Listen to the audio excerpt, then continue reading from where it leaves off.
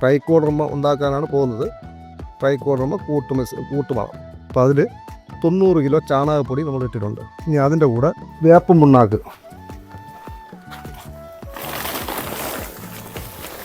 10 kilo വേപ്പും പുണ്ണാക്ക്, 1 kilo trichoderma. ഇതൊരു കൂൺ വിത്താണ്. ഈ കൂൺ വിത്ത് മുളച്ച് ഇതൊരു ജീവാണുവാണ്. ഇത് നമ്മൾ 90 കിലോ ചാണകപ്പൊടി, 10 കിലോ വേപ്പൻ പുണ്ണാക്ക്, 1 കിലോ ട്രൈക്കോഡർമ ഇത്രയും ഇട്ട് 3-4 ഇളക്കുന്നുണ്ട്. ഇളക്കുന്നത് ഭംഗിയായി ഇളക്കി എല്ലാം ക്ലിയറായി ഇളകി വരണം.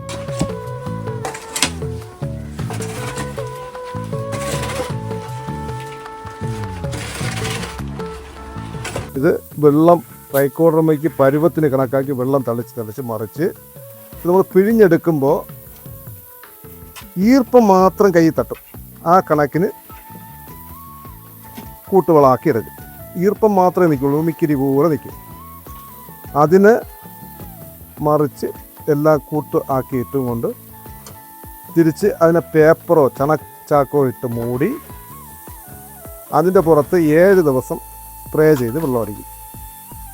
വെള്ളം അടിച്ച് 7ൻ്റെ അന്ന് വീണ്ടും ആ കൂട്ടുവളം ഒന്നുകൂടെ മറിച്ച് വീണ്ടും 15ൻ്റെ അന്ന് ആ വളം നമ്മൾ തൈകൾക്ക് ഉപയോഗിക്കാൻ എടുക്കും. അപ്പോൾ ട്രൈക്കോഡർമ പരുവമായി കറക്റ്റ് അതിൻ്റെ മിശ്രിതം മുകളിലായിട്ട് കാണാം.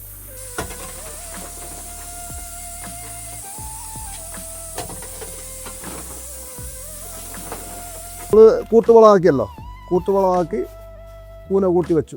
ഇനി അതിൻ്റെ മീതെ ന്യൂസ് പേപ്പർ, നമുക്ക് ചണച്ചാക്കില്ല, അതും ന്യൂസ് പേപ്പറാണ് വയ്ക്കുന്നത്. ന്യൂസ് പേപ്പർ വെച്ച് കംപ്ലീറ്റ് പൊതി മൊത്തം കൂട്ടായി അതിൻ്റെ പുറത്ത് ന്യൂസ് പേപ്പർ ഇട്ട് നിരത്തി.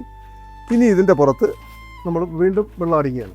7 ദിവസം ഇങ്ങനെ വെള്ളം അടിച്ച് 7ൻ്റെ അന്ന് നമ്മൾ എടുക്കും. ഈ 7 ദിവസം അടിക്കുന്ന വെള്ളത്തിൽ ഇതിൽ വരുന്ന സ്രാറി ഊറി വരും. ഈ സ്രാറി ഈ ഓസ് ഈ പൈപ്പ് വെച്ച് ഇതിനകത്താക്കി ഡിഷിൽ പോവും. ഇതിൻ്റെ സ്രാറി, ആ സ്രാറി വേണമെങ്കിൽ അതിൽ വീണ്ടും ഒഴിക്കാം, ഇല്ല എങ്കിൽ നമുക്ക് തൈകൾക്ക് ഒഴിക്കാം.